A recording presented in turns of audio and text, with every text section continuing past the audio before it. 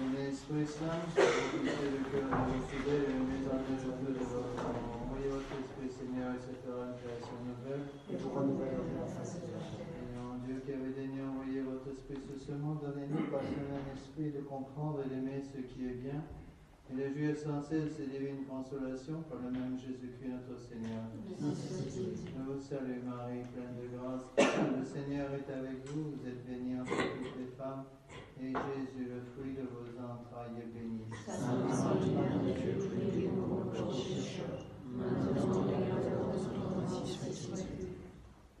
Saint Joseph, Priez pour nous. Saint Pédis, Priez pour nous. Saint Thomas d'Aquin, Priez pour nous. nos saints anges gardiens, Veillez sur nous. Père du Fils, Saint-Esprit.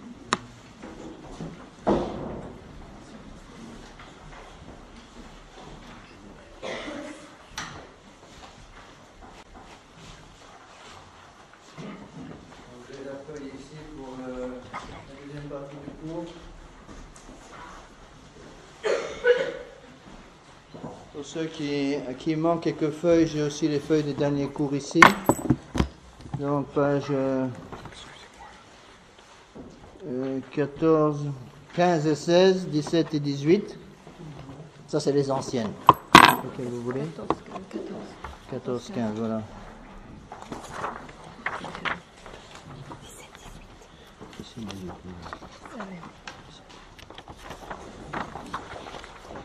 Lequel? 19, 17, 18. C'est ça. Très bien. 3.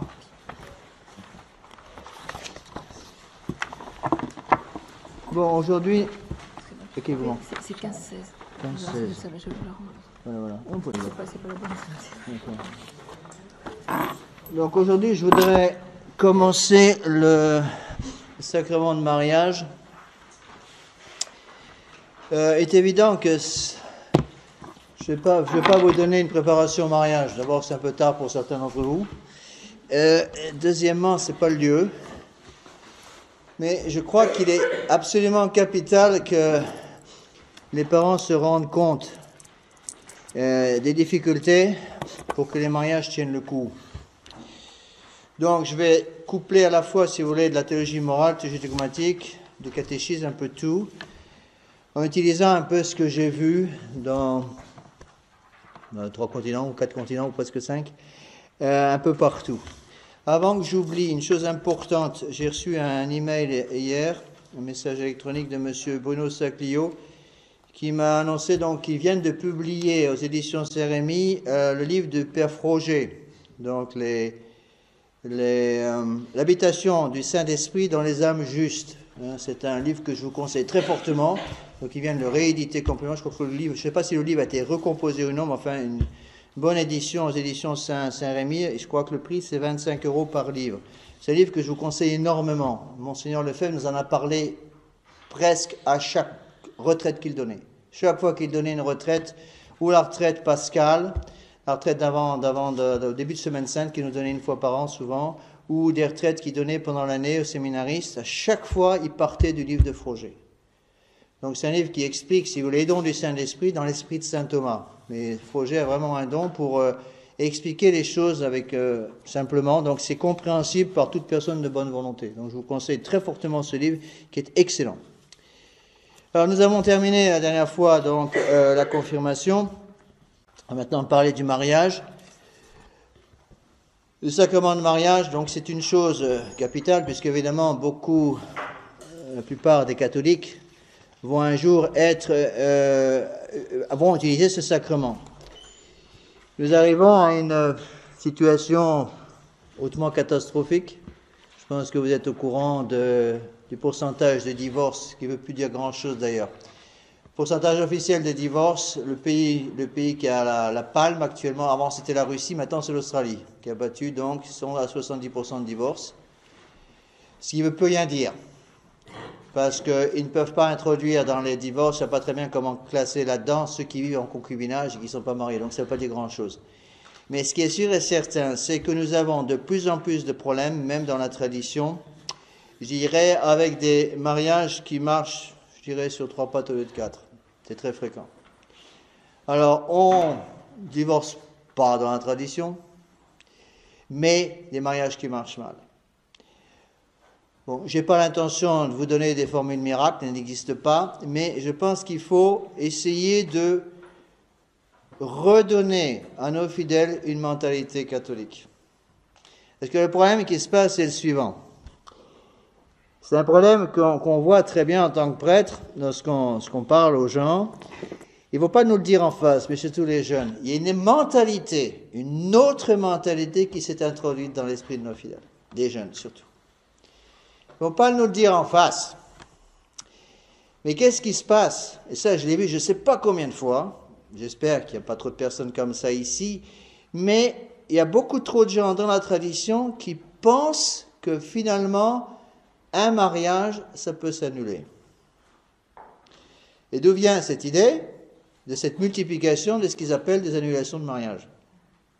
Donc la première chose à faire quand on parle de mariage, c'est de mettre dans la tête qu'un mariage est indissoluble.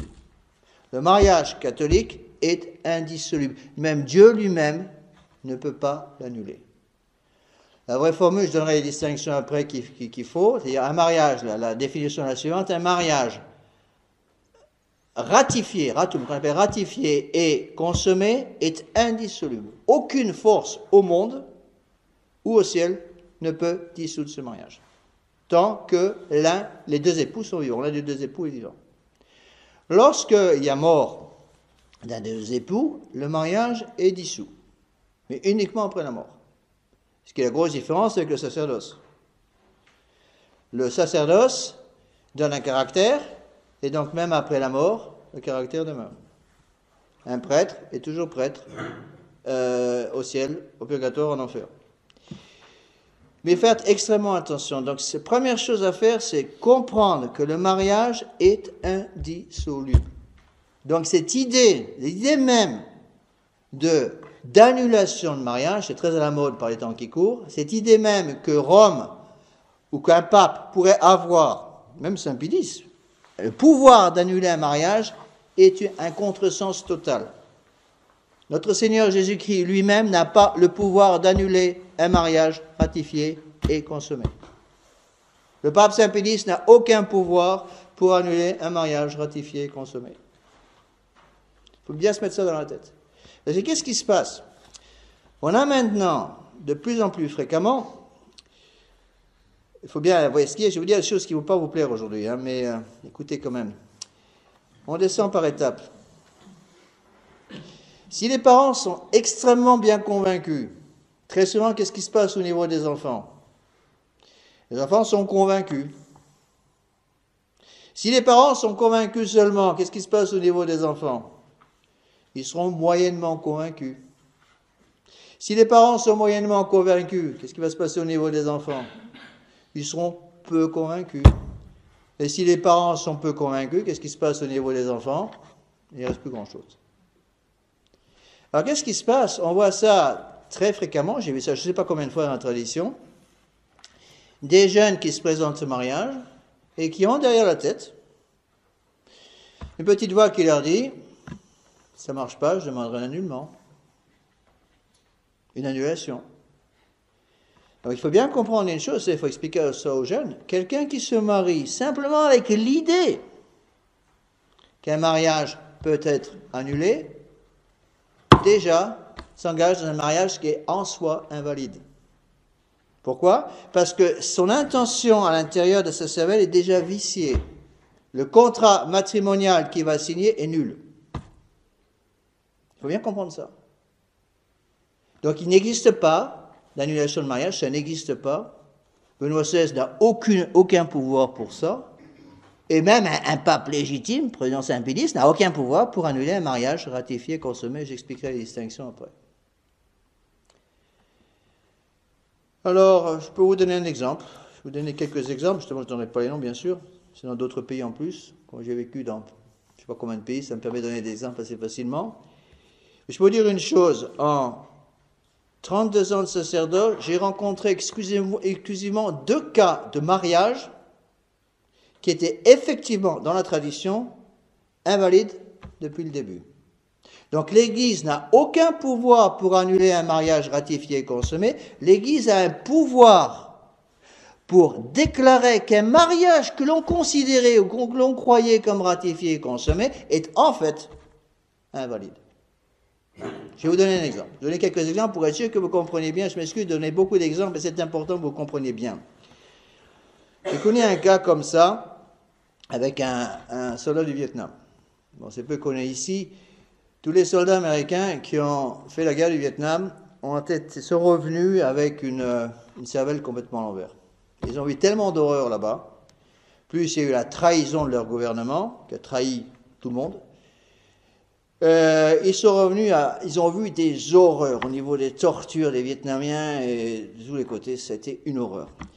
Ils sont arrivés complètement déboussolés sur le plan psychologique, à tel point que le gouvernement américain a dû mettre sur pied un programme assez efficace d'ailleurs, pour aider ces soldats qui revenaient aux États-Unis, de faire une espèce de blocage complet sur tout ce qui s'était passé au Vietnam. C'est la seule façon pour eux d'arriver à retrouver une espèce de, je dirais, d'esprit normal, pour arriver de nouveau à penser droit. Ils n'arrivaient plus parce qu'ils avaient des espèces de cauchemars terribles la nuit en repensant à toutes les tortures qu'ils avaient endurées, qu'ils avaient vues, etc.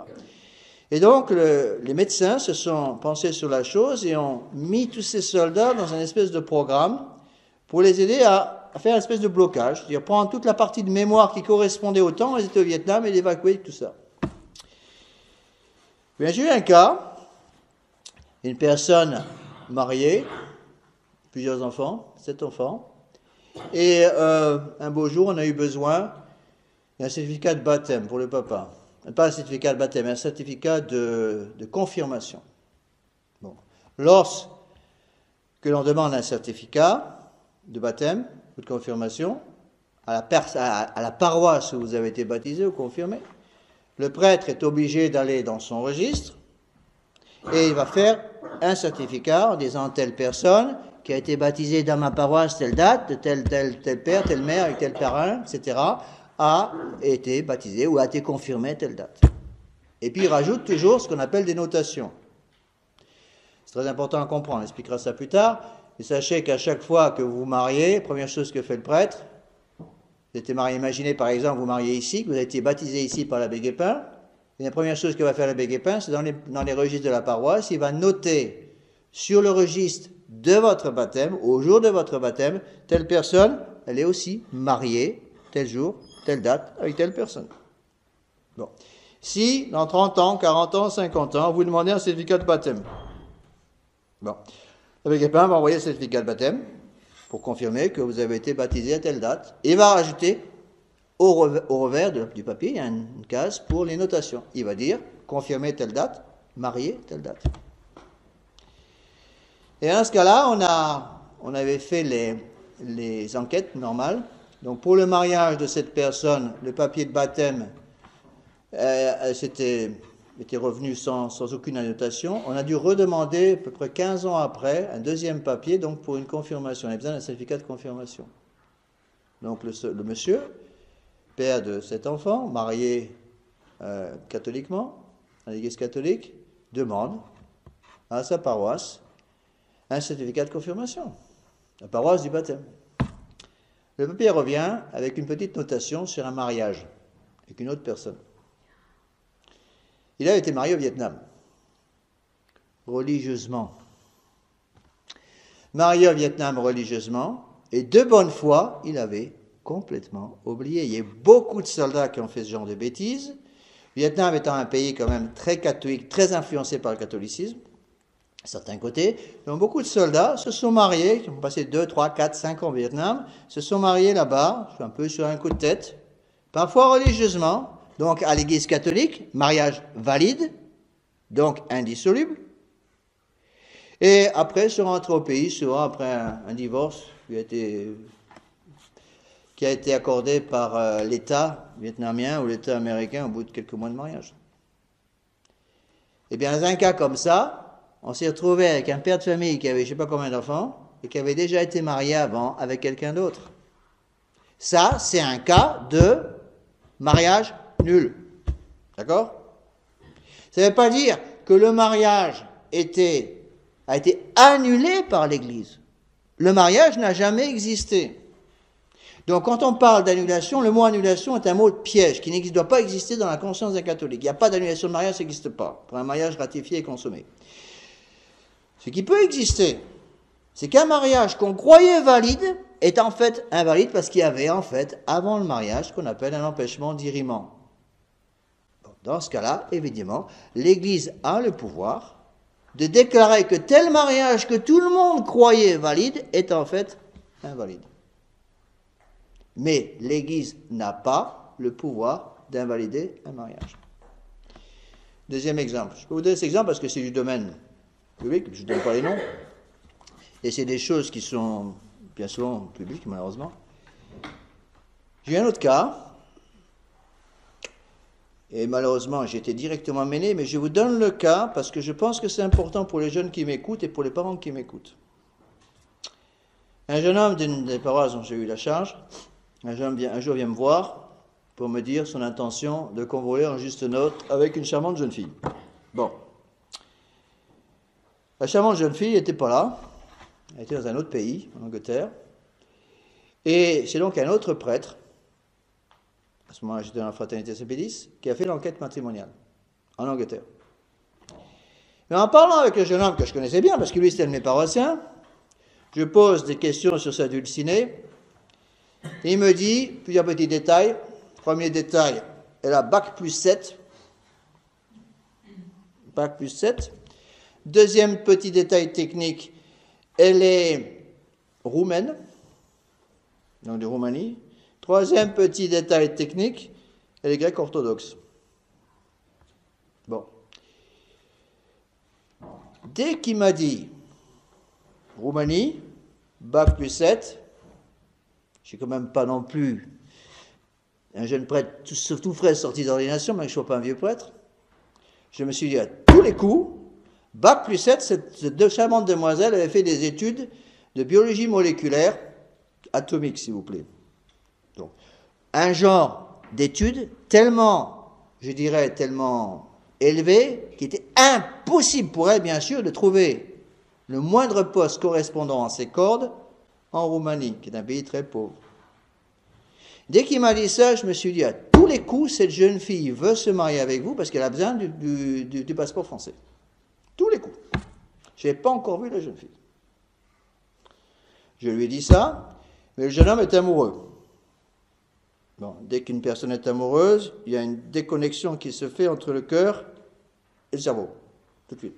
C'est comme si quelqu'un coupait le nerf, le neurone qui va du cœur au cerveau. Bon.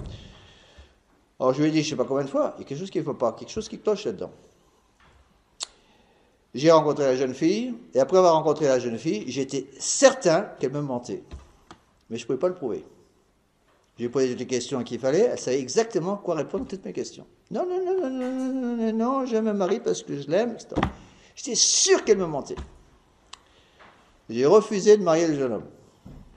En lui disant, il n'est pas question que je vous marie, je suis certain qu'elle vous ment, même si je ne peux pas le prouver, je suis certain qu'elle vous ment, parce qu'il y a quelque chose qui ne va pas au niveau de ses études. Il n'est pas possible qu'une jeune fille qui ait fait bac plus 7 comme ça, provenant de Roumanie, n'ait pas le désir de travailler après avoir fait des études tellement poussées, tellement pointues, à tous les coups elle vous ment.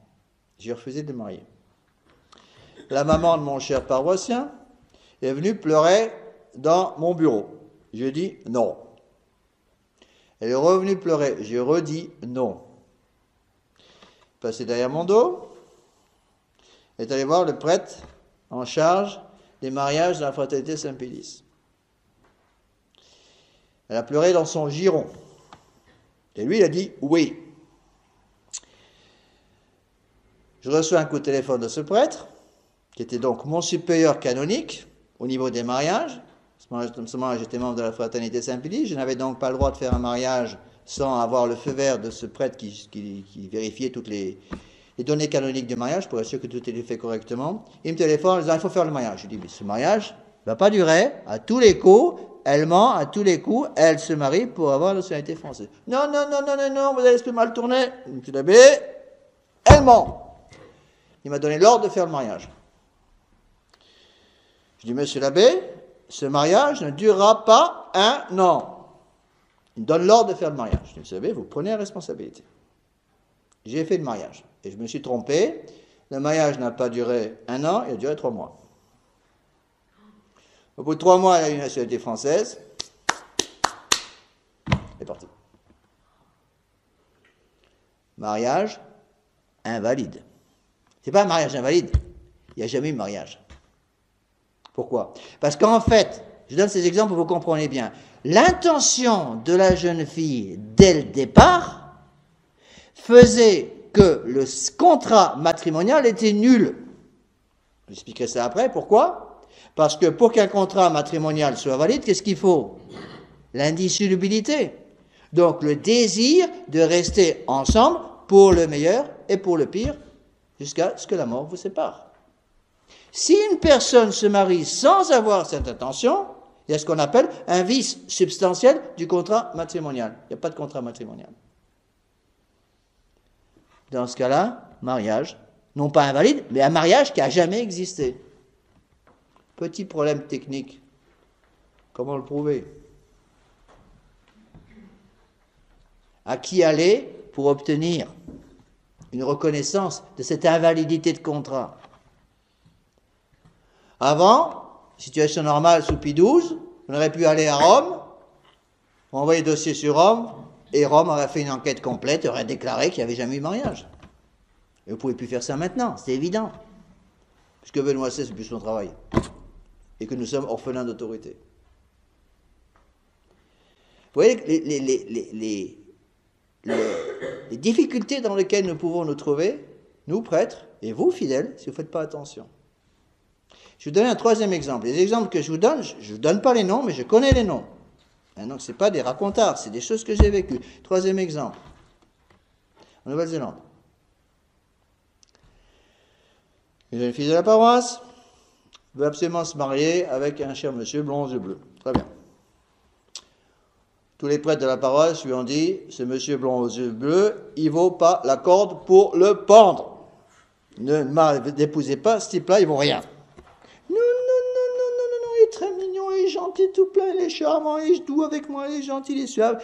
Il ne vaut pas la corde pour le pendre. Monsieur l'abbé, vous êtes étranger, vous ne pouvez pas comprendre les subtilités de la paroisse. Je connais, ça ne marchera pas. Et tous les prêtres ont dit la même chose. Devinez quoi? Il n'a pas écouté. Elle s'est mariée quand même.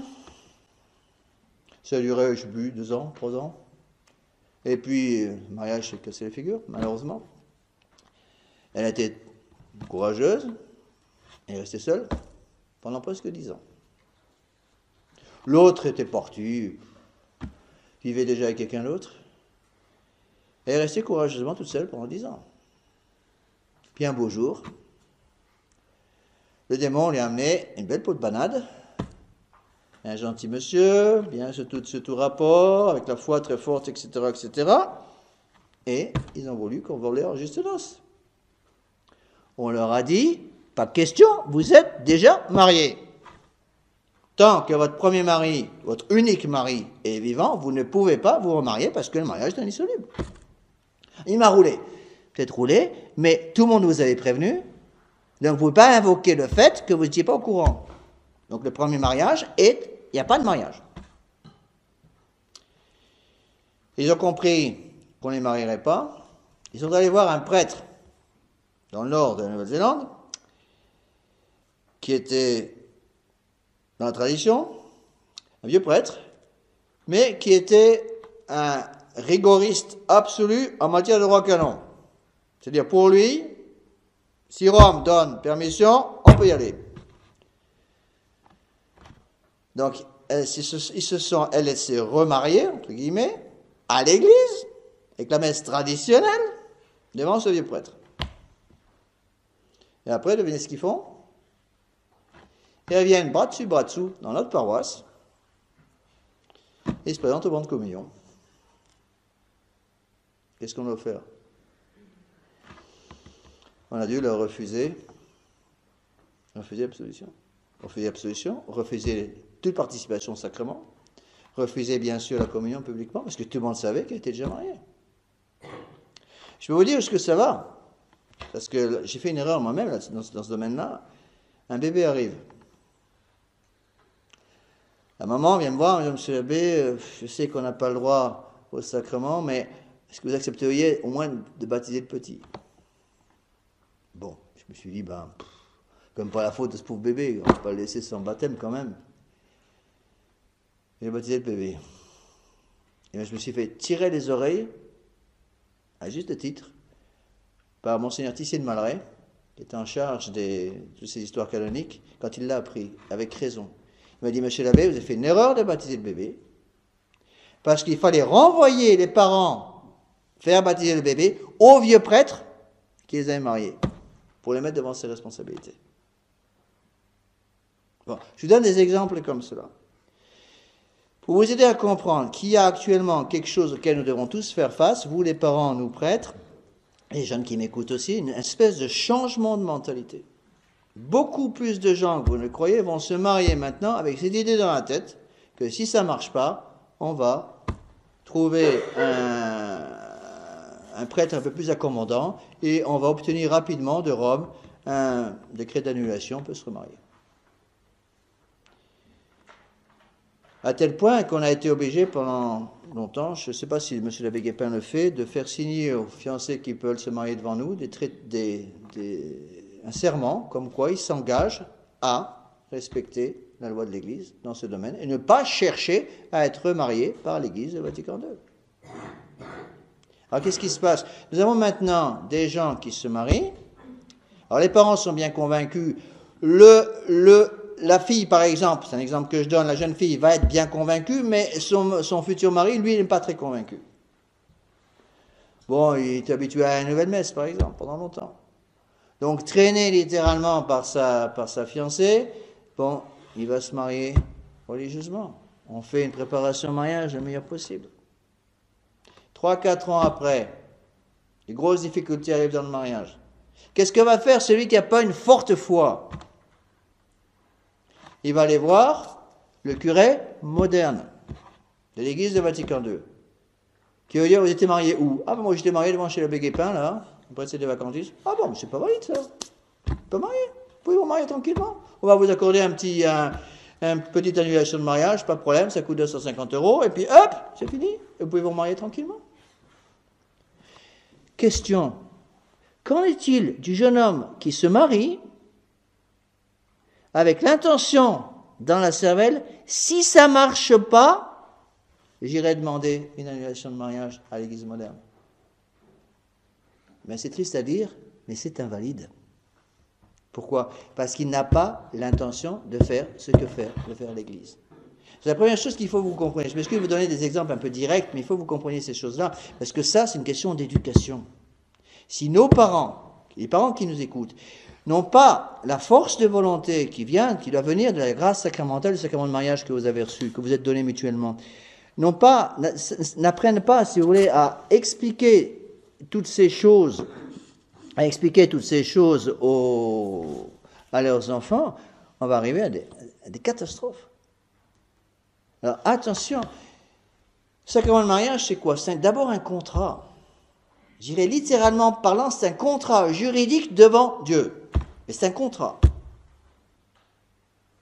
Quand vous achetez une voiture, vous signez un contrat. Vous achetez une maison, vous signez un contrat. Il y a des conditions pour que votre contrat soit valide.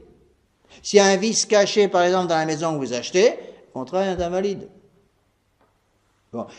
Si vous êtes engagé à payer telle somme pour acheter la maison, et puis si par hasard votre chèque n'est pas alimenté en banque, votre chèque est nul par exemple, le contrat est nul ipso facto. Mais c'est pareil pour un contrat de mariage. Un contrat de mariage, c'est un contrat fait devant Dieu, de deux personnes qui ont licitement le droit de se marier, et qui font un contrat qui a 3 conditions. C'est une chose qu'il faut bien comprendre. Il y a 3 conditions absolument nécessaires pour la validité du contrat. D'abord, l'intention du mariage. Première intention, c'est procréation et éducation des enfants. Parce qu'il y a une intention qui est double. Donc, on se marie parce qu'on veut avoir des enfants.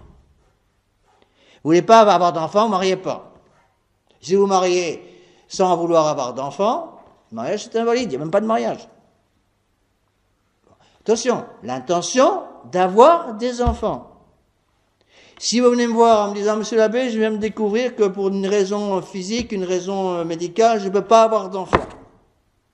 Je suis malheureusement stérile, je ne peux pas avoir d'enfants. Est-ce que mon mariage est valide? Bien sûr qu'il est valide. Parce qu'au moment où vous êtes marié, vous aviez l'intention d'avoir les enfants que le bon Dieu vous enverrait. Oui, monsieur l'abbé, le mariage est valide. D'accord? Donc, éducation, procréation et éducation. La procréation n'est pas suffisante. Donc, pour que un mariage soit valide, il faut avoir l'intention d'éduquer l'enfant à venir dans la foi catholique. Si vous avez l'intention de ne pas éduquer l'enfant à venir dans la foi catholique, parce que le mari que vous allez épouser, par exemple, n'a pas vraiment la foi, ou il a été converti pour vos beaux yeux, mais il n'y a pas eu une véritable conversion, le mariage est invalide, il n'y a pas de mariage de nouveau. Donc, première condition pour que le contrat soit valide, à savoir la procréation et l'éducation des enfants. Deuxième condition, l'indissolubilité. Indissolubilité, ça veut dire que le contrat du mariage est comme une chaîne qui vous unit et qui ne sera brisée que par la mort naturelle d'un des deux époux. Troisième condition du contrat, l'unité. Un homme et une femme. Donc, je répète les trois conditions du contrat. Première condition, procréation et éducation des enfants. Si je n'ai pas l'intention d'accepter les enfants, si je n'ai pas l'intention d'éduquer mes enfants dans la foi catholique, on a affaire à un contrat de mariage invalide par un manquement, un vice substantiel dans l'intention des gens qui se marient, qui contractent le mariage. Deuxième condition, l'indissolubilité du mariage. C'est-à-dire, on se marie pour la vie. Si vous mariez avec intention en cas de problème, de divorcer et de vous remarier avec quelqu'un d'autre, le contrat matrimonial ne vaut rien. Troisième condition du contrat, l'unité.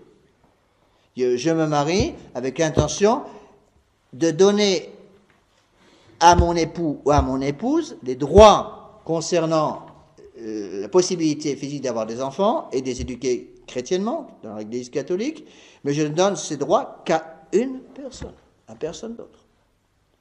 Si une personne se marie en ayant l'intention de donner, d'avoir une deuxième femme dans sa vie ou un deuxième homme dans sa vie, il n'y a pas de contrat. Donc n'imaginez pas un contrat matrimonial qui peut être valide une première fois, puis après invalide, puis il redevient valide de nouveau. Vous voyez, c'est pas des hauts et des bas comme ça. Quand on analyse un cas de mariage, quand on a des difficultés dans un mariage, quand on analyse un cas de mariage, on regarde le jour du mariage. Le reste, ça ne nous regarde pas. Mais monsieur l'abbé, mon mari, après 3 ans de mariage, est devenu un poivreau fini, il boit 4 bouteilles de whisky par jour. Maintenant, il ne veut plus travailler, il ne peut plus s'occuper de ses enfants. Mais ça n'a rien à voir avec le mariage, madame. Le jour où il s'est marié, il buvait déjà 4 bouteilles de whisky, il était complètement ivrogne, complètement ivre le jour où il s'est marié, sans savoir ce qu'il faisait. Ah non, à l'époque, il ne buvait pas. Bon.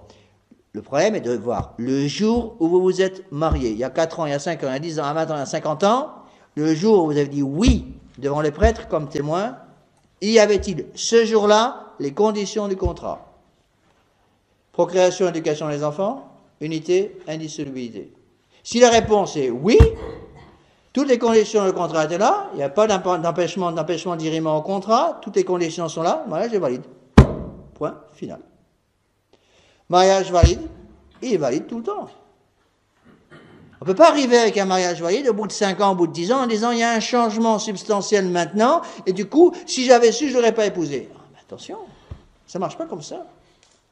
Donc il faut expliquer et réexpliquer ces choses à nos fidèles, parce qu'encore une fois, il y a énormément de confusion dans ce domaine. Donc je marque bien au tableau les 3 conditions. Donc vous avez ces conditions sur votre papier, là, à page 18. Donc 3 conditions. D'abord, une première condition, donc une condition double, donc procréation jointe à l'éducation des enfants. Une chose à bien comprendre. Il n'y a pas besoin d'un mariage pour créer des enfants. Mais il y a besoin d'un mariage pour éduquer les enfants. Deuxième condition, l'indissolubilité.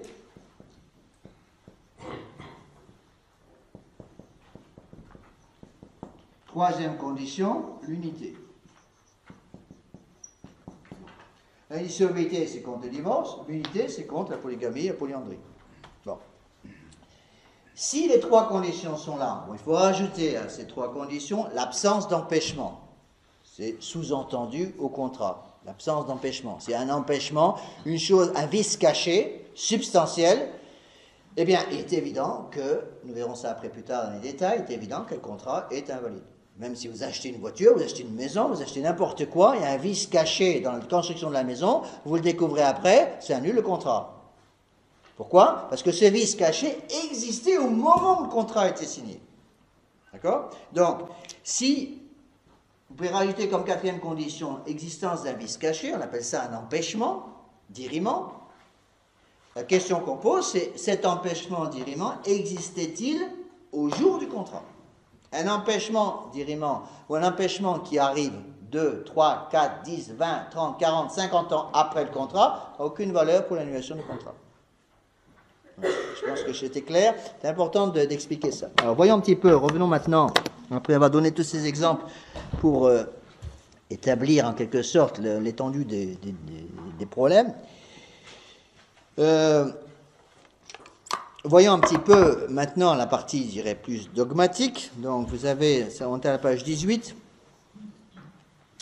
Encore une fois, mon intention n'est pas de présenter le mariage avec une vue complètement noire, c'est pas tout ce que je veux dire. Le mariage est un sacrement merveilleux, hein, comme le sacrement de l'ordre.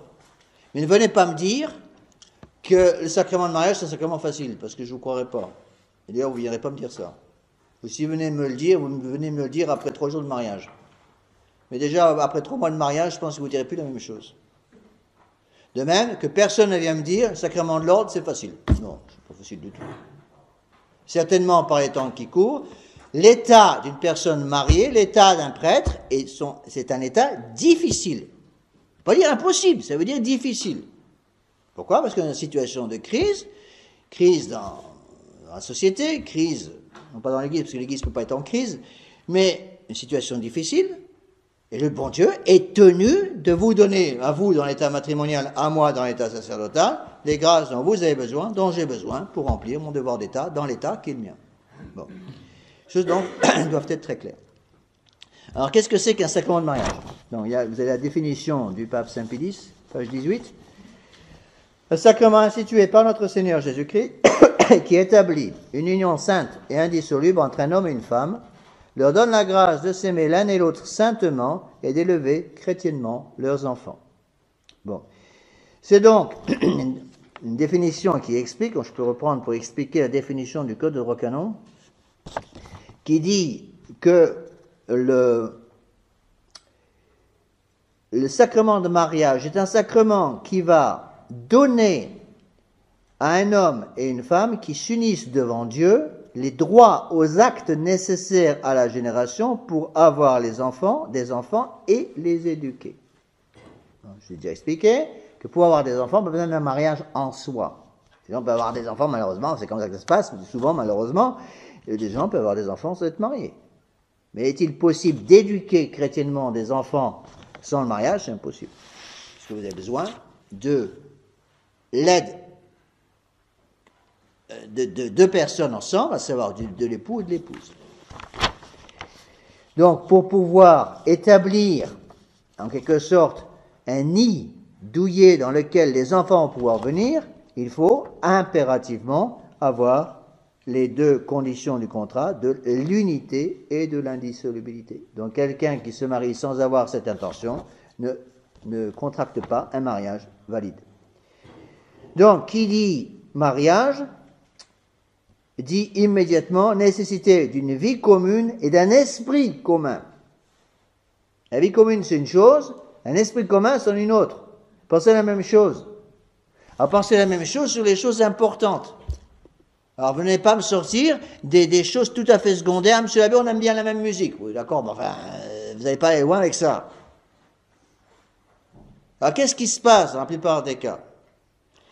Des gens tombent amoureux d'abord. Puis une fois qu'ils sont très amoureux, ils décident de se marier. Et puis à ce moment-là, ils vont venir voir le prêtre pour réfléchir aux difficultés qu'ils vont pouvoir rencontrer dans le mariage. C'est mettre la charrue avant les bœufs, ça. Vous rencontrez une jeune fille, ou un jeune homme qui vous plaît. Avant de tomber amoureux, j'ai bien dit avant de tomber amoureux, commencez par vérifier que les choses essentielles sont là. Est-ce qu'il a la vraie foi catholique? Est-ce qu'il a dans sa poche, je dirais, tout ce qu'il faut pour qu'il puisse, avec la grâce du bon Dieu, garder sa foi catholique? Première chose, le plus important. Est-ce que nous pensons la même chose au niveau de la foi catholique? Alors, si vous voulez vous marier avec un bouddhiste ou un témoin de Jéhovah, c'est même pas la peine de commencer à parler de contrat matrimonial. Puisque vous ne pensez pas la même chose sur les choses les plus importantes. Donc, première chose, et avant toute chose, commence par regarder si les éléments importants, les fondations même sur lesquelles on veut construire le mariage, est-ce qu'elles sont là, ces fondations? Donc, est-ce qu'il y a d'abord la fondation de la foi? Bon, deuxième question, très importante par les temps qui courent. Est-ce que la personne que je veux épouser, l'homme que je veux épouser pour une jeune fille, donc est-ce que l'homme que je vais épouser a un travail stable? Est-ce qu'il est capable de soutenir une famille? Je marie pour avoir des enfants. Bon, et si vous ramenez 5 € à la maison par jour, bon, eh ben, n'espérez pas avoir une famille nombreuse avec ça. Vous n'allez même pas pouvoir supporter les frais d'un premier enfant. Donc, vous voyez qu'il faut, dès le début, établir les choses. Est-ce qu'il y a les éléments indispensables pour la construction d'un mariage? Si les éléments sont là, je dis bien si les éléments sont là, à ce moment-là, deuxième étape, je peux commencer à regarder, il me plaît, un petit nez bien mignon, des yeux qui me plaisent bien, et puis, je sais pas quoi, moi, les yeux verts, moi j'aime bien les yeux verts, donc tout va très bien. Et puis à ce moment-là, je crois que je suis en train de tomber amoureux. Bon, très bien. Mais vous avez d'abord vérifié que les conditions d'établissement d'un contrat étaient là. Et qu'est-ce qui se passe? Combien de fois j'ai vu ça comme prêtre? Les gens font l'inverse. Ils tombent amoureux d'abord, comme ça, d'un coup. Puis une fois qu'ils sont amoureux, ils essayent de caser après, comme ils peuvent, toutes les conditions, même si ça ne marche pas. Alors évidemment, le démon s'amuse. Combien de fois j'ai dû dire à des jeunes qui se mariaient, ça ne tiendra pas. C'est sûr et certain que ça ne tiendra pas, votre truc. Ça ne peut pas marcher. Parce que vous n'avez pas les mêmes convictions. Puis attention, je ne vais pas vous faire un dessin, vous le savez très bien. Un homme est capable de mentir. Une femme aussi, d'ailleurs. Mais combien de fois j'ai vu ça? Par contre, heureusement, j'ai aussi vu, dans bien des cas, des ménages qui se préparaient dans le bon sens, si vous voyez, de la bonne façon. Et je pouvais dire, écoutez, quand les gens m'en parlaient, monsieur l'abbé, voilà, on pense un petit peu au mariage, écoutez, voyons un petit peu les choses. Écoutez, il me semble qu'il y a vraiment toutes les conditions pour l'établissement d'un mariage qui va durer. Bon, ça, je ne donne pas de garantie, parce que ce n'est pas mon travail, c'est le vôtre. Mais au moins, je peux dire. Et en général, je dis bien en général, je ne me suis pas souvent trompé. Quand j'avais dit le mariage durait, il durait. Chaque fois que j'ai dit le mariage ne durera pas, malheureusement, je ne suis pratiquement jamais trompé. Sauf une fois ou peut-être deux. Je pensais que ça ne durait pas, ça durait. Et donc je pense que c'est très très important. Donc, vous voyez, tout ce qu'il y a derrière, ce que je suis en train d'essayer de vous expliquer, toute l'histoire de l'éducation. Apprendre à nos jeunes d'être maîtres de leurs sentiments. Et d'avant d'exercer leurs sentiments qui vont tourner à 300 à l'heure dans ce genre de choses, de bien vérifier qu'avant que les sentiments s'enclenchent, qu'il y a les conditions nécessaires pour l'établissement d'un mariage qui va durer. Je lui ai dit, j'étais pendant plusieurs années, 4 ans à Brisbane, en Australie. Ils ont un taux de divorce officiel de 70%. 70%. Pas dans l'Église catholique, mais dans l'État. Taux de divorce, 70%. Le nombre de nos ménages, même dans la tradition, qui marchent mal, qui marchent sur 3 pattes, je dirais, est aussi très très grand. Bon, il est difficile de donner un chiffre. Mais je suis un peu tenté quand même, Je dirais, en faisant abstraction, bien sûr, tout ce que je vous dis là, ça n'a rien à voir avec le confessionnal, Mais enfin,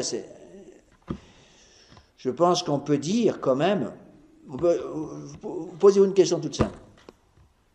Après 20 ans de mariage, par exemple. Vous avez 20 ans de mariage, 30 ans de mariage, 40 ans de mariage. Posez-vous la question élémentaire qu'il faut se poser. Bon, prenons le cas, je vais faire une comparaison pour être sûr que vous compreniez. J'ai 32 ans de sacerdoce. Si je me posais la question, si j'avais à devenir prêtre de nouveau aujourd'hui, est-ce que je ferais le même pas? Avec la grâce du bon Dieu, ce que je pourrais dire sans aucune hésitation, oui. Maintenant, posons la même question à des gens qui sont mariés depuis 32 ans. Si vous aviez à faire le choix, à dire oui aujourd'hui, vous diriez le oui, de la même façon, avec le même sourire, à la même ou au même? Souvent, je vois les gens qui viennent tout blancs, tout rouges. Puis on ne peut jamais demander de se poser ce genre de questions quand les deux sont là, parce qu'évidemment, chacun regarde l'autre. Qu'est-ce qu'il va dire? Qu'est-ce qu'il va dire? C'est ça la question. Mais faisons face au problème, bien chers amis, vous le savez très bien. Je pense qu'il y a au moins un mariage sur deux. Si je demandais aux gens, est-ce que vous diriez le même oui aujourd'hui avec la même personne, 20 ans, 30 ans, 40 ans de mariage? Il y a au moins un sur deux qui dirait non. Ils n'oseront pas me le dire. Jamais devant elle en tout cas, ni devant lui. Et au confessionnal, oui. J'ai rencontré une fois dans ma vie deux vieillards. C'était en Floride. Ils avaient pas loin de 100 ans tous les deux. Elle avait plus de dents. Elle a perdu tous ses cheveux. Elle est devenue grosse et énorme. Ils étaient encore amoureux l'un de l'autre, l'un envers l'autre, comme deux jeunes fiancés. C'est extraordinaire. J'allais apporter la communion, on ne pouvait plus bouger. J'allais apporter la communion dans leur maison, en Floride, une fois par mois. Et c'était j'étais ému aux larmes quand j'arrivais de voir ces deux personnes qui avaient plus de 60 ans de mariage. Ils étaient proches de 100 ans. J'allais apporter la communion. Il était encore amoureux de sa femme. Et elle était encore amoureuse de lui. Mais je voyais, j'arrivais avec le Saint-Sacrement, puis je voyais ce monsieur qui dirait, ah, monsieur l'abbé, monsieur l'abbé. Et puis tout de suite, il s'occupait de sa femme. Ma petite femme chérie, viens vite, il y a monsieur l'abbé qui est là, qui va nous porter de la communion. Tiens, je te donne une chienne. Tu es bien, ça va bien, t'as pas froid, attends, je vais te donner une petite couverture pour mettre sur tes genoux. Ça va, tu vas bien, tu vas très bien, est-ce que tu as besoin de quelque chose? Oh là là là. Mais j'avais envie de pleurer toutes les larmes de mon corps quand je voyais des choses comme ça. C'est magnifique. Est-ce que c'est fréquent? Pas souvent. Bon, vous allez me dire, c'est toute la beauté du sacrement de mariage. C'est quand des gens nous disent, monsieur l'abbé, qu'est-ce que j'en ai bavé avec ma femme, qu'est-ce que j'en ai bavé avec mon mari, mais c'est après 40 ans, 50 ans, 60 ans, on est toujours ensemble. Vous l'auriez parfait? Ah non, ça, monsieur l'abbé, j'ai fait la bêtise de ma vie, mais on est ensemble parce que monsieur l'abbé, on est catholique et puis on a porté notre croix ensemble. Quels sont ceux qui ont plus de mérite?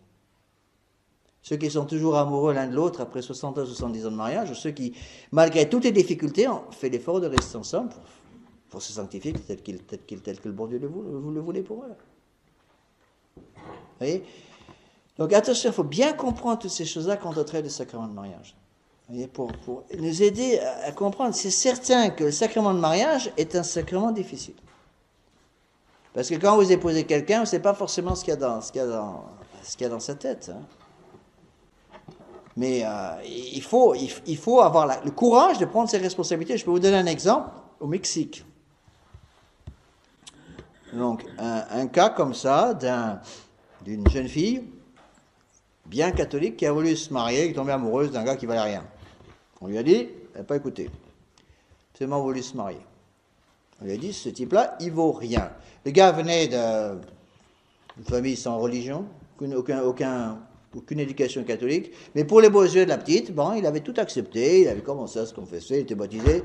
Comme bébé, il a accepté de se confesser, de voir le prêtre tous les 15 jours, etc., etc. On avait dit à la jeune fille, ça n'a pas marché, ça n'a pas duré. Tout était organisé. Mariage était organisé, toutes les invitations avaient été envoyées. Jour du mariage. Le jour du mariage. Dans ce pays, c'est la tradition, un pays d'Amérique latine, donc le futur époux, la future épouse entrent dans l'église par la porte du fond, au bras l'un de l'autre. C'est la coutume dans ce pays. Il y a des coutumes locales pour chaque pays. Bon, en France, je crois que la jeune fille vient au bras de son papa. Là-bas, dans certains pays, c'est les deux futurs mariés arrivent ensemble. Donc, ils remontent toute la nef de cette grande église, qui était pleine, tous les invités, des gens assez connus. Et l'église était magnifiquement décorée. Et juste avant d'arriver à l'hôtel, il a fait une gaffe. C'est pas un conte, hein, c'est une histoire vraie. Il lui a dit, regarde bien l'église. C'est la dernière fois qu'on y met les pieds. Elle était à 3 mètres du banc de communion. Elle s'est arrêtée net. Elle a fait demi-tour. Il faut le faire, hein. Je vous assure que le prêtre l'a chaudement félicité. Hein. Elle a eu chaud, celle-là. Bon, je ne dis pas que tous les hommes sont comme ça. Je ne dis pas que toutes les femmes sont comme ça. Je dis qu'il est important que les parents, dans le domaine du mariage, préparent leurs enfants pour qu'ils comprennent que si on veut établir un mariage qui dure, il faudrait peut-être que les fondations que le bon Dieu a voulues pour le mariage chrétien soient d'abord bien solidement implantées en terre. Si les fondations ne sont pas là, on ne peut rien faire. C'est ça qu'il faut comprendre. Alors, d'autres choses donc à expliquer. Qui dit sacrement dit rattachement à la croix. Tous les sacrements, tous, prennent leur source dans la croix du Seigneur. C'est la volonté du bon Dieu. On a vu des sacrements, beaucoup ensemble, déjà un certain nombre de sacrements. Les sacrements prennent leur source, la source de la grâce sacramentelle, issue par Dieu à chaque sacrement. Cette source, c'est le calvaire. Donc, mettez-vous une chose dans la tête, je dis tout le temps quand je prêche pour des mariages, même si ça ne plaît pas beaucoup parfois aux gens, que la première chose qu'ils vont rencontrer dans le sacrement de mariage, dans l'état de mariage, c'est la croix. Mais, vous serez deux à porter la croix. Il faut se mettre ça dans la tête. Ne mettons pas dans la tête des fiancés, des futurs mariés, que le mariage, c'est un petit nuage rose magnifique, on se regarde dans le blanc des yeux pendant 50 ans et tout se passe bien. Et je l'espère de tout mon cœur que ça va se passer comme ça. Mais il y a de très, très, très, très fortes chances que ça ne se passe pas comme ça. Donc je dirais presque, je vais aller peut-être un peu loin, mais presque former les gens en disant, imaginez le pire cas que vous puissiez trouver, et voyez si vous l'aimez suffisamment, si vous aimez suffisamment pour vous lancer dans le sacrement de mariage, en sachant que les choses vont être difficiles. Et les choses sont difficiles dans un mariage. Pourquoi? Parce que vous allez devoir travailler ensemble. Donc, la première qualité qu'il va falloir trouver dans un mariage pour qu'un mariage chrétien puisse... Pour commencer à l'inverse, c'est plus facile d'expliquer comme ça. Le défaut qui détruit tous les mariages, c'est quoi? L'égoïsme. C'est l'égoïsme qui détruit tout. Donc, quand deux jeunes se présentent pour le mariage, je vous pose cette question. Est-ce que vous êtes capable, je pose la question d'abord au monsieur, est-ce que vous êtes capable de penser à elle avant de penser à vous? Si vous pouvez vraiment me répondre oui, vous l'aimez suffisamment. Je pose aussi après la question à la jeune fille. Est-ce que vous êtes capable de penser à lui avant de penser à vous? Si elle répond oui, pas de problème. Quand deux jeunes veulent se marier, après un temps de fiançailles, par exemple 6 mois, 7 mois de fiançailles, question que je pose toujours juste avant le mariage. Est-ce que vous avez eu quelques bonnes bagarres, bonnes disputes tous les deux? Ah non, monsieur l'abbé, tout s'est très très bien passé. On est vraiment été comme deux petits anges au ciel pendant 6 mois.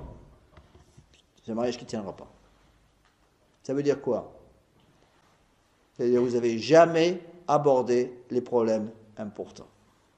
Ne me faites pas croire qu'un jeune homme et une jeune fille peuvent se présenter au mariage en disant on est d'accord sur tout. C'est pas vrai. Sauf peut-être pour la Sainte Vierge Marie et Saint Joseph. Mais vous cherchez une Sainte Vierge Marie, elle a déjà été prise par Saint Joseph, c'est trop tard. Donc c'est très important de comprendre ces choses-là. Bon, je dis pas, peut-être que ça peut exister, moi je n'en ai pas encore rencontré. Il y aura toujours des problèmes de frustration sur des petites choses. Donc quand des jeunes me disent, monsieur l'abbé, on est fiancés depuis 6 mois, 9 mois, 1 an, je ne sais pas, on a eu bien des disputes, monsieur l'abbé. Vous l'aimez toujours autant? Oui, monsieur l'abbé, même un peu plus qu'avant. Très bien. Là, c'est un mariage qui a des chances de durer. Est-ce que vous comprenez ce que je vous dis? Il faut voir les choses en face, voir les problèmes tels qu'ils vont se poser. Il ne faut pas vivre dans une espèce de nuage rose à 15 km de hauteur. Il faut vivre dans la réalité des choses. C'est comme pour les prêtres. Imaginez un séminariste qui arrive après le diaconat, qui va devenir prêtre, et qui s'est mis dans la tête, ça va être magnifique. Demain, je vais commencer à célébrer la messe, dans la paroisse qui m'aura été donnée par mon évêque, ou je ne sais pas qui, et puis je vais convertir tout le monde. Ça va être magnifique. Tout le monde va se convertir. Il y aura 500 personnes à la messe tous les dimanches et une queue de 10 km au confessionnal et tout le monde va se convertir. Et au bout de 3 mois de prédication, 3 mois de sacerdoce, tous mes 500 fidèles seront tous des saints. Eh bien, mon pauvre ami, vous allez au-devant de quelques désillusions. Mais qu'est-ce qui se passe? Si les gens n'ont pas été préparés, qu'est-ce qui va se passer? Au bout de 2 ans, on va dire, monsieur l'abbé, j'ai 15 personnes à la messe ce dimanche. Et puis, je comptais avoir beaucoup de jeunes, et ils ont tous plus de 75 ans. Et puis, monsieur l'abbé, ils se confessent jamais, ou presque. Puis, il y a plein de problèmes. Et j'arrive pas à convertir les gens, et rien ne se passe. Alors, qu'est-ce qu'il faut faire? Il faut que le jeune qui pense sérieusement au sacerdoce, ou qui veuille devenir prêtre, je dirais, au moment de faire le grand pas, en fait c'est avant le sous-diaconat, hein, il puisse se dire, bon, mon Dieu, je vous signe un chèque en blanc. Hein. Je vous signe un chèque en blanc, j'espère que tout va bien se passer, mais il va y avoir des tentations, il va y avoir des problèmes, il va y avoir des distractions, il va y avoir des coups durs, il va y avoir des tas de problèmes de tous les côtés. Je vais peut-être être dans un pays que j'aime pas, je vais peut-être être dans une paroisse que j'aime pas, je vais peut-être ne pas arriver à convertir les gens qui me seront confiés, les âmes qui me seront confiées, peut-être que je n'arriverai pas à prêcher, peut-être que je n'arriverai pas à bien confesser, mais mon Dieu, par avant, j'accepte ce que vous me donnez. Alors imaginez quelqu'un, je dirais un peu, comprenez ce que je veux dire, qui, je dirais, noircit la situation au maximum, et qui est capable de dire après ça, je fais le pas quand même, je veux devenir sous-diacre, avec la grâce du bon Dieu, devenir un jour diacre et un jour prêtre, si c'est sa volonté, celui-là ne sera jamais déçu. Pareil pour le mariage. Je dirais, quand 2 jeunes veulent se marier, souhaitons que tout se passe bien. Souhaitons qu'il n'y ait jamais de problème. Il y a parfois des problèmes dans les mariages, dans les ménages, enfin vous en savez plus long que moi de ce côté-là, vous pourriez en dire plus. Il y a parfois des difficultés énormes. Souvent les gens me disent, monsieur l'abbé, mais jamais j'aurais pensé qu'il y aurait toutes ces difficultés. Monsieur l'abbé, malgré les difficultés, c'est ma femme, c'est mon époux, et puis on fait travailler les grâces du sacrement de mariage. Vous voyez? Donc bien comprendre toutes ces choses-là. On continue un petit peu là-dedans, à toutes ces généralités qui nous aident à bien comprendre les choses. Quand je prépare des gens au mariage, j'explique bien sûr toutes ces choses-là.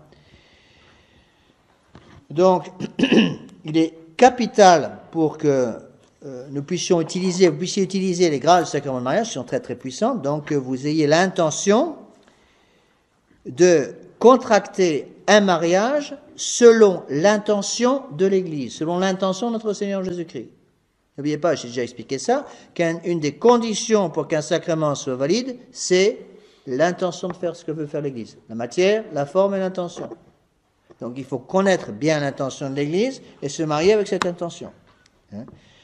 Alors, très souvent, je vous l'ai déjà expliqué, je ne vais pas revenir là-dessus, donc les gens ont une fausse intention, même si c'est quelque part coincé dans la cervelle, entre deux lobes du cerveau, ils gardent la petite idée qu'en cas de pépin, en cas de problème, on ira demander une dissolution du mariage. Donc, rappelez-vous les règles.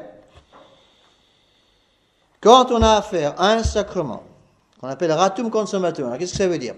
Un sacrement ratum, ça veut dire, en français on pourrait dire ratifié, c'est un sacrement qui est un sacrement valide. Bon.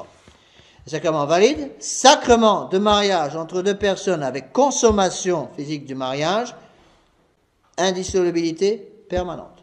Dieu lui-même ne peut pas détruire un tel mariage. Donc je vais mettre ça au tableau pour que vous compreniez bien les conditions.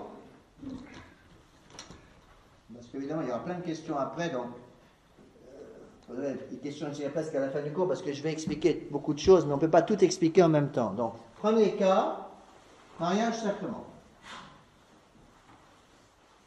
Mariage sacrement, donc un sacrement, ça veut dire quoi? Entre 2 chrétiens, entre 2 catholiques.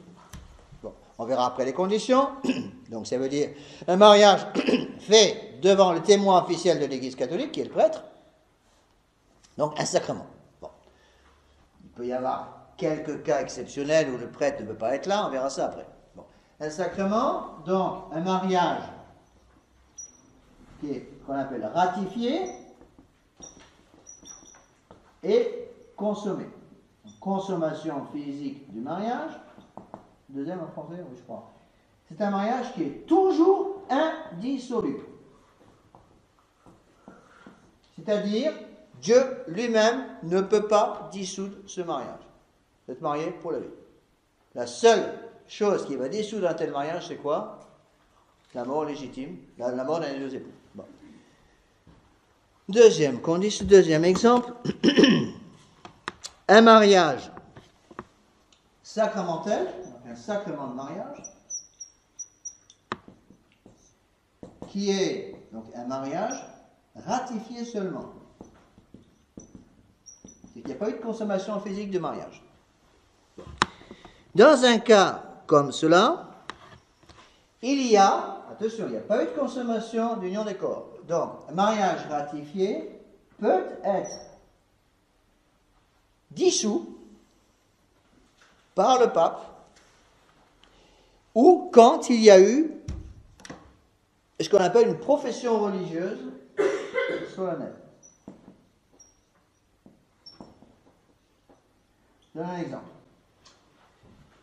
Imaginez deux personnes qui sont mariées devant Dieu et qui ont vécu comme frères et sœurs. Donc, mariage sacramentel, un sacrement de mariage, ratifié, un mariage valide, mais jamais de consommation de mariage, ils ont vécu comme frères et sœurs. Bon, ce qu'on appelle un mariage en blanc. Ça arrive de temps en temps, c'est rare, mais ça arrive. J'ai rencontré quelques cas comme ça. Et puis, avec l'autorisation de sa femme, le jeune homme, jeune marié, pour un cas un peu exceptionnel, mais c'est pour expliquer, décide, avec l'autorisation de sa femme, de se faire religieux. Il rentre dans un monastère. Ça arrivait assez fréquemment au Moyen-Âge, des choses comme ça. Il rentre dans un monastère, le jour où il fait, avec l'autorisation de sa femme, sa profession religieuse solennelle, il y a les trois vœux de pauvreté, chasteté et d'obéissance, ce jour-là, le lien de mariage qui existe avec son épouse légitime est brisé. Mais attention, condition de mariage ratifié seulement, pas consommé. Bon. Deuxième cas, je ne dis pas de bêtises, par dispense papale, on peut avoir des cas comme cela de mariages qui sont dissous par le pape si le mariage n'est que ratifié. Si c'est un mariage consommé, le pape n'a aucun pouvoir. Dieu non plus. Bon. Autre chose que vous voulez savoir, un mariage non sacramentel entre deux païens. Je ne sais pas comment c'est en français, parce que j'ai un peu déplorable en français. Un mariage non sacramentel entre deux païens, donc deux païens qui ne sont pas baptisés. Il ne peut pas y avoir de sacrement parce qu'ils ne sont pas baptisés. Est-ce qu'il peut y avoir un mariage valide entre... Réfléchissez avant de répondre. Est-ce qu'il peut y avoir un mariage valide entre deux païens? Est-ce qu'il est possible pour deux païens d'avoir l'intention du contrat matrimonial? Oui. Deux païens peuvent avoir l'intention de se marier en acceptant les enfants, avec l'intention de l'unité et de l'indissolubilité. Est-ce qu'un tel mariage est valide? Oui, il est valide. Attention, c'est capital pour nous prêtres, bien savoir ça. Quand on a des cas de baptême d'adultes, par exemple, vérifiez très soigneusement ces choses-là. Imaginez deux païens qui vivent au centre de l'Afrique, qui n'ont jamais entendu parler de la civilisation. Un jeune homme d'une tribu qui aime une jeune fille de la même tribu, ils décident de se marier avec leur mariage coutumier, leur mariage de la tribu. Il n'est pas catholique, il n'a jamais entendu parler de la foi catholique. Et quand il se marie, il a l'intention de se marier pour le meilleur et pour le pire jusqu'à la mort. Il a l'intention d'accepter les enfants qu'il va avoir dans ce mariage.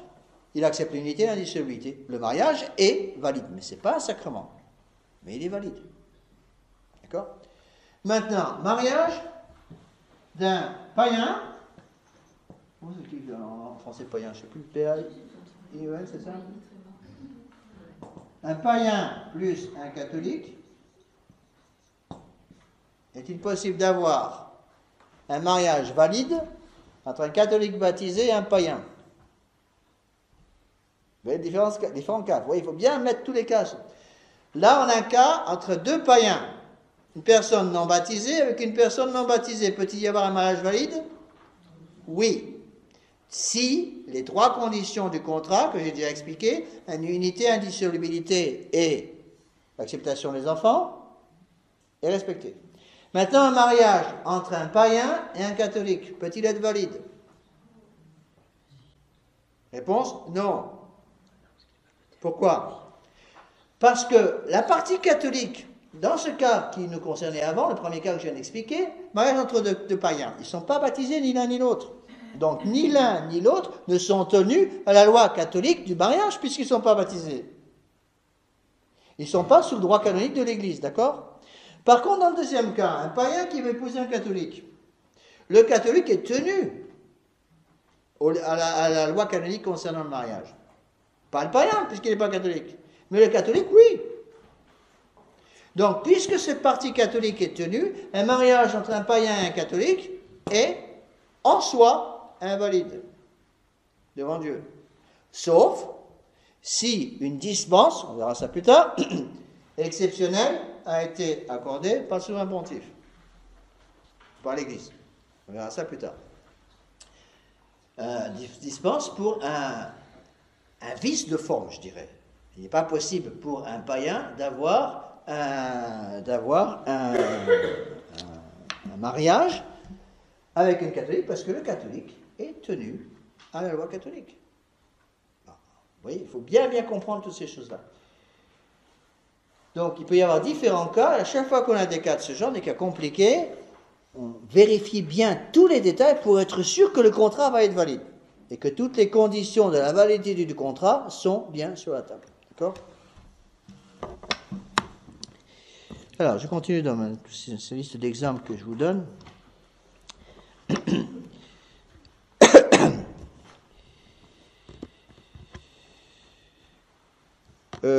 Autre point important, ce que je vous ai dit, j'espère, vous aide à comprendre les normes, je dis bien les normes, responsabilités des parents dans les mariages de leurs enfants. Si les parents n'ont pas donné aux enfants une bonne éducation dans ce domaine, vous exposez vos enfants à se marier dans des conditions qui ne sont pas normales. Et donc, avec des mariages qui ne vont pas tenir. Très souvent, il m'est arrivé c'est des exemples que je donne, mais c'est pour vous expliquer, parce que c'est malheureusement des exemples assez fréquents. Fréquemment, il m'est arrivé des parents venaient, je donne un exemple un peu fort, mais c'est pour vous aider à comprendre. Imaginez une maman qui vient me voir en me disant, mais monsieur l'abbé, c'est des exemples que je donne, hein, donc je vise personne, ne prenez pas, l'abbé parle pour moi, mais non, c'est pour tout le monde, c'est pour essayer de vous faire comprendre certaines choses. Imaginez les parents qui viennent me voir en catastrophe, monsieur l'abbé, c'est une catastrophe, ma fille est rentrée à la maison, elle est enceinte. Combien de fois j'ai dû regarder les parents en disant, vous devez être content, c'est ce que vous vouliez, non? Ah non, monsieur l'abbé, on n'a jamais voulu ça. Mais oui, vous l'avez voulu. Parce que depuis qu'ils sortent ensemble, ça fait, je sais pas combien de 2 ans qu'ils sortent ensemble, vous les laissez faire n'importe quoi. Qui est responsabilité? Qui est le premier responsable de cet enfant qui vient d'arriver là? C'est vous, les parents. Dans bien des cas, je dis pas tout le temps, mais dans bien des cas, ce sont les parents qui sont responsables. Parce que les parents ont laissé leurs enfants... J'ai rencontré dans la tradition, s'il vous plaît, des parents qui vont laisser leurs enfants partir, qui ne sont pas mariés, s'il vous plaît, partir seuls en vacances pendant 3 semaines, aller à l'autre bout du pays, dans un autre pays, tout seuls, tous les deux, pendant 3 semaines. Et les parents viennent me voir la bouche en cœur en me disant « Ah, monsieur l'abbé, ma fille est une bonne fille, j'ai confiance en elle. » Vous croyez péché originel ou non? Et si la jeune fille vient me dire « Monsieur l'abbé, j'ai passé 3 semaines avec mon futur, tout s'est très bien passé, monsieur l'abbé, on n'a jamais eu pas de tentation, non? Pas de faute? Non. » Mon œil, je ne crois pas. Je leur dis « Je ne vous crois pas. » Et je dirais même, ce n'est pas une tentation, quelque chose qui ne va pas avec vous. Mais il faut aller aussi loin que ça. Qui est responsable? C'est ça qu'il faut comprendre. Je vais expliquer ça longuement après, parce que c'est quelque chose de capital. Préparation au mariage entre 2 personnes. Écoutez bien ce que je vous dis, c'est capital pour les parents. Préparation un jeune homme et une jeune fille qui sortent ensemble, bon, pour se préparer au mariage, qui ont le droit de sortir ensemble, parce qu'ils sont tous les deux suffisamment mûrs, ils ont la foi tous les deux, ils sont suffisamment âgés tous les deux, ils savent ce qu'ils font, ce ne sont pas des gamins. Ils ont 25, 30 ans, 22, 23, 25, 30, 35 ans, je ne sais pas. Ils sont suffisamment mûrs, ils ont la foi tous les deux, ils prennent les précautions, ils ont le droit. Ils ont le droit de sortir ensemble. Mais, cet état de fait, le fait que ces deux jeunes vont sortir ensemble pendant 6 mois, 1 an, 2 ans, je ne sais pas, pour le temps des fiançailles, est ce qu'on appelle, est-ce que c'est une occasion de péché? Première question. Est-ce que le fait qu'un jeune homme et une jeune fille sortent ensemble, qui sont suffisamment mûrs, qui ont la foi bien accrochée au corps, à l'âme, qui prennent tous les moyens pour éviter le péché, est-ce que c'est une occasion de péché, oui ou non? Bien sûr que c'est une occasion de péché. Et quand même pas me faire croire qu'un jeune homme et une jeune fille qui sortent ensemble n'ont pas avoir des tentations. Donc c'est une occasion de péché. Mais, rappelez-vous ce que j'ai expliqué déjà, c'est une occasion de péché, qu'on appelle comment? Qu'est-ce qu'il peut me rajouter le mot qu'il faut maintenant mettre au tableau? Nécessaire. Rappelez-vous, j'ai déjà expliqué ça dans la première partie du cours, je n'ai pas tout oublié. Deux personnes qui veulent établir un mariage, qui prennent tous les moyens d'éviter d'offenser Dieu, qui sont suffisamment mûrs, qui sont suffisamment âgés, qui ont la foi ficelée à l'âme, ont-ils le droit de sortir ensemble, bien que ce soit une occasion de péché nécessaire? Réponse, oui. On a le droit de s'exposer à une occasion de péché si cette occasion de péché est nécessaire. Mais ne veut pas me dire qu'il n'y a pas d'occasion de péché. Bon.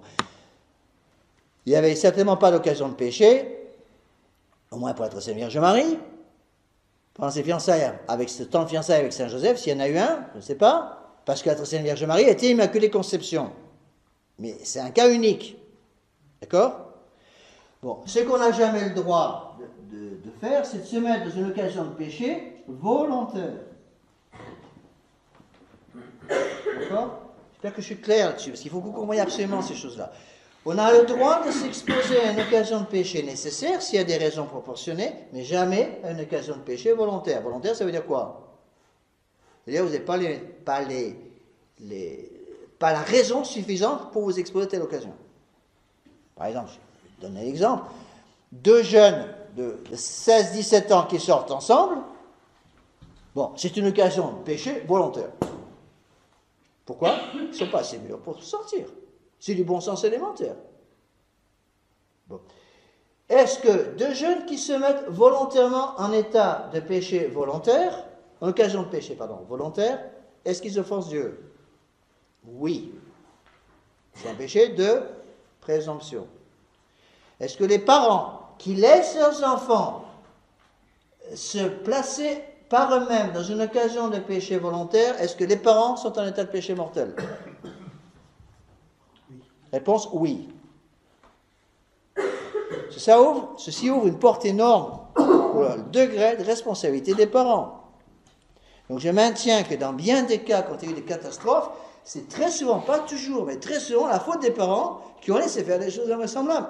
Parce que j'étais aux États-Unis et je devais me battre, même dans les milieux de la tradition, avec cette coutume américaine, ce qu'ils appellent dating. Il n'y a pas de traduction en français, D-A-T-I-N-G, dating, il n'y a pas le mot en français. Dating, c'est sortir avec une jeune fille dans l'intention de se préparer au mariage. Bon. J'avais des familles catholiques dans la tradition, qui a la messe traditionnelle tous les dimanches, qui laissaient leurs gamins de 15 ans sortir ensemble. Je disais aux parents, si vous laissez vos enfants de 15 ans sortir ensemble, donc une fille de 15 ans qui sort avec un gars de 15 ans, 2 familles traditionnelles catholiques, qui vont ensemble pour je dis pas pour aller faire une promenade ensemble avec tout un groupe, je dis pas, c'est pas ce que je veux dire, je parle d'un cas où ils sortent ensemble à l'intention d'apprendre à se connaître pour un mariage éventuel. Je dis que c'est une occasion de péché volontaire, le bon Dieu ne donne pas la grâce, Parce que vous n'avez pas le droit de vous exposer à une occasion de péché comme ça. Ce n'est pas une occasion de péché nécessaire, c'est une occasion de péché volontaire. Les enfants sont en état de péché mortel à tous les coups, et les parents aussi. Les parents sont des adultes, ont donc une responsabilité plus grave encore que celle des enfants. Ça, il faut comprendre ces choses-là. J'ai vu ça, j'ai eu des catastrophes dans les milieux de langue anglaise, parce que c'est devenu les coutumes. Et les parents me disaient la bouche en cœur, même si l'abbé, c'est une coutume américaine. Et je leur répondais, je ne connais pas les coutumes américaines, mais je connais les coutumes catholiques. Et votre coutume américaine, elle n'est pas catholique. Je ne peux pas accepter ça. Et en soi, on était obligé de refuser l'absolution à tous les parents qui laissaient leurs enfants sortir dans des conditions comme ça. Encore une fois, je ne dis pas un groupe de jeunes qui sort ensemble pour aller prendre une pizza ensemble. Ce n'est pas ce que je veux dire. Vous voyez ? Que les choses soient claires. Vous devez comprendre votre responsabilité. Je ne vous dis pas ça pour vous ennuyer, pour vous casser les pieds, mais je vous dis tout ça pour que les parents comprennent la responsabilité qui est la leur. Donc c'est une première condition, je dirais, pour que deux jeunes puissent sortir ensemble. Je vais parler des conditions, on en parlera, mais d'abord d'avoir la foi. La deuxième condition, c'est qu'il ait un travail. Vous voulez établir une famille, ça veut dire quoi ? Vous voulez établir une famille, ça veut dire que vous voulez avoir des enfants. Puisque c'est ce qu'on appelle la fin première du mariage, la procréation, l'éducation des enfants. Un jeune homme, même de 30 ans, qui sort avec une jeune fille, le jeune homme qui n'a toujours pas de travail, il n'a pas le droit de sortir avec une jeune fille. Pourquoi ? Parce qu'en sortant avec une jeune fille sans avoir de travail, il essaye de mettre, comme on dit, la charrue avant les bœufs. Il s'expose à tomber fortement amoureux de cette jeune fille, de vouloir épouser cette jeune fille, alors qu'il n'a pas les moyens d'établir les piliers sur lesquels il veut construire la maison à venir. Donc un jeune homme de 30 ans, même un jeune homme de 40 ans qui n'a pas de boulot, qui n'a pas de travail, qui n'a aucun moyen de subvenir aux frais d'une famille, n'a pas le droit de sortir. Et si ce jeune homme sort avec une jeune fille alors qu'il n'a pas les moyens psychologiques, les moyens physiques, je dirais, de se préparer à fonder un mariage chrétien, comme une faute grave. Et pour le cas d'enfants, la responsabilité des parents. Responsabilité des parents. Et j'ai vu des catastrophes, surtout dans les milieux de langue anglaise, et de plus en plus en France, ça arrive aussi. Où les parents nous disaient, monsieur l'abbé, nous on veut rien savoir avec vos histoires, vous êtes beaucoup trop ferme, vous êtes trop exigeant, vous êtes trop intégriste, c'est pas comme ça que ça se passe ici, et nous on laisse nos enfants sortir. Je m'excuse madame, monsieur, vous êtes responsable de tous les péchés qui vont se commettre entre lui et elle pendant leur sortie ensemble. Tous les péchés qui se commettent, c'est vous qui êtes responsable, avant eux. Parce que vous êtes les parents. Vous voyez, il faut que les parents comprennent leur responsabilité qui est gravissime dans ce domaine.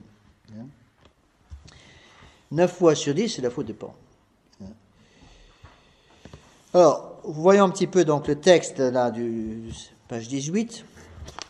Je vais terminer cette page. Donc, je m'excuse d'avoir donné beaucoup d'exemples, mais j'ai remarqué que quand je parle de sacrement de mariage, il faut faire attention de donner des cours qui soient très pratico-pratiques, je dirais, parce que sinon, les gens vivent dans une espèce de nuage, on explique ce que doit être un mariage chrétien, et puis les gens, je dirais, idéalisent cette situation et ne se rendent pas compte de la situation hic et nunc dans laquelle ils vont être. D'accord ? Donc, en tant que parent, vous avez le devoir d'aider vos enfants à aller au ciel. Vous n'avez pas le droit de les exposer à une occasion de péché qui est nécessaire, qui est volontaire. Si elle est nécessaire, c'est autre chose. Bon.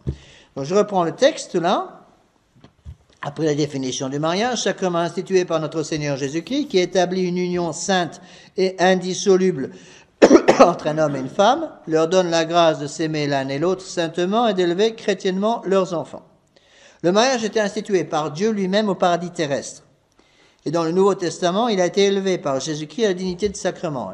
Les pères de l'Église pensent que notre Seigneur Jésus-Christ a élevé à la dignité de sacrement le mariage aux noces de Cana. Bon, c'est discuté entre les pères. Savoir exactement quand notre Seigneur a-t-il élevé l'union matrimoniale à la dignité de sacrement, mais la plupart pensent que c'est aux noces de Cana. Deuxièmement, le sacrement de mariage signifie l'union indissoluble de Jésus-Christ avec la Sainte Église, son épouse, notre mère très aimante. Ça veut dire quoi ? Ça veut dire que Un homme doit aimer son épouse comme notre Seigneur Jésus-Christ aime son Église. Aimer son Église. Donc il doit y avoir une espèce d'union. Bon, c'est une allégorie pour expliquer. Parce que l'union de notre Seigneur Jésus-Christ, entre notre Seigneur Jésus-Christ et son Église, c'est une union parfaite. Qui dure tout le temps, puisque l'Église en tant que telle, strictement parlant, est éternelle, puisqu'il y a une partie de l'Église qui est l'Église du ciel, qui est donc éternelle. Au contraire, dans l'union d'un mariage, l'amour qui doit exister entre un homme et son épouse, c'est un amour qui est pas au même degré, je dirais, et n'oubliez pas aussi ce que je vous ai déjà expliqué, que par la mort, le sacrement de mariage est détruit. Le lien matrimonial est détruit, plus exactement. Troisièmement, ce sacrement donne un droit perpétuel et exclusif sur le corps du conjoint en vue des actes propres à la génération. Ça, c'est le droit canon. Donne un droit perpétuel et exclusif. Qu'est-ce que ça veut dire, perpétuel? Perpétuel, c'est l'indissolubilité. L'exclusivité, c'est l'unité. Donc, quand on parle de l'indissolubilité, indissolubilité veut dire perpétuité. Perpétuité tant qu'il y a vie. Une fois qu'il y a mort d'un des deux époux, le contrat est brisé. Donc, pour l'unité, on peut utiliser un autre mot, l'exclusivité. Exclusivité ou unité sont la même chose. Donc, on directement ce qu'on appelle contre la polygamie, un homme et plusieurs femmes, ou la polyandrie, une femme et plusieurs hommes. Dans le mariage entre deux chrétiens, on ne peut séparer le contrat du sacrement parce que pour eux, le mariage n'est pas autre chose que le contrat naturel lui-même élevé par Jésus-Christ à la dignité de sacrement, lequel donne un accroissement de la grâce sanctifiante et confère une grâce sacramentelle, c'est-à-dire une grâce spéciale pour remplir fidèlement tous les devoirs matrimoniaux. Donc, entre les chrétiens, entre les catholiques, il ne peut y avoir de vrai mariage sans le sacrement de mariage. Ça, c'est absolument capital à comprendre. Bien comprendre que le sacrement de mariage donne un droit exclusif et perpétuel sur le corps du conjoint, dans l'esprit de l'Église, pour avoir des enfants, donne une union indissoluble, tant qu'il y a vie des deux époux, entre les deux époux, pour pouvoir éduquer proprement les enfants que le bon Dieu va vous donner. C'est ce qu'il faut comprendre. Mais attention, il est évident que puisque ce sacrement va exposer quand même un sacrement qui établit une union qui est pas facile, surtout dans le monde actuel, la grâce donnée par le sacrement de mariage, qu'on appelle la grâce sacramentelle du sacrement de mariage, est une grâce très forte. N'oubliez pas ce que je vous ai déjà expliqué, que les sacrements vont donner ou une augmentation ou un début de grâce sanctifiante, mais donnent également une grâce propre à chaque sacrement. Puisque les 7 sacrements, il y a 7 grâces sacramentelles. Donc la grâce du sacrement de mariage est une grâce qui va vous aider à remplir les conditions que je viens d'expliquer. C'est-à-dire qui va vous aider à remplir le contrat matrimonial selon la volonté du bon Dieu. C'est une grâce très forte. Bon. Quand vous vous mariez, vous avez besoin de grâce spéciale pour être gentil, doué, suave avec votre épouse, même si elle a brûlé le repas du soir. Vous avez besoin d'une grâce spéciale pour supporter votre belle-mère, même si vous ne pouvez pas l'avoir en peinture. Vous avez besoin d'une grâce spéciale pour vous occuper de tous les enfants, même s'ils font toutes les catastrophes du monde dans la maison. Vous avez besoin de toutes ces grâces qui vont vous être données par le sacrement de mariage. Ces grâces, j'en ai pas besoin, moi. J'ai pas de belle-mère, Dieu merci. Bon, mais j'ai besoin d'autres grâces. En tant que prêtre, je vais avoir besoin de grâce pour être patient avec les fidèles, pour être patient avec mon cher supérieur, M. Véguépin, pour être patient avec les fidèles au confessionnal, pour remplir mon devoir d'État. Donc, je reçois le jour du sacrement de l'ordre, je reçois une grâce sacramentale du sacrement de l'ordre. Vous recevez le jour de votre mariage la grâce sacramentelle du sacrement de mariage. Il faut y croire à cette grâce, hein. Lorsque 2 personnes viennent me voir en disant « Monsieur l'abbé, il n'y a plus rien qui va, on est en train de s'écrouler au niveau matrimonial, j'ai envie d'étrangler ma femme tous les matins, elle a envie de m'étrangler tous les soirs, qu'est-ce qu'on fait ?» Ne pas oublier que vous avez, si vous êtes marié religieusement, vous avez une grâce sacramentale du sacrement de mariage qui va vous aider à ne pas vous étrangler avant demain matin. C'est pareil pour un prêtre. Quand un prêtre vient me voir en me disant, j'ai eu des cas comme ça plusieurs fois, sur l'abbé, j'ai 10 ans de sacerdoce, j'ai 15 ans de sacerdoce, j'ai 20 ans de sacerdoce, j'ai envie de tout envoyer promener. La dernière des choses qu'il faut lui dire, c'est « Oh, je comprends, vous comprenez, la vie est vraiment difficile par les temps qui courent. » C'est ce que font les prêtres modernes, les prêtres des Vatican II, quand deux jeunes viennent les voir après 10 ans de mariage en disant « Il n'y a plus rien qui va », j'ai eu je ne sais pas combien de cas, il n'y a plus rien qui va dans notre mariage, qu'est-ce qu'il faut faire? Vous avez qu'à aller demander une annulation de mariage à l'évêque du lieu. Quand deux jeunes viennent nous voir en disant « Monsieur l'abbé, on est marié depuis 5 ans, il n'y a plus rien qui va », qu'est-ce qu'on dit? Utilisez la grâce du sacrement de mariage. Première chose à faire, c'est tous les deux faire une bonne confession générale. Essayez de remettre en branle la grâce du sacrement de mariage. D'accord? Je m'excuse d'avoir donné beaucoup d'exemples, mais l'expérience m'a montré qu'il fallait donner ces exemples pour le mariage. Donc, prochain cours, vendredi prochain.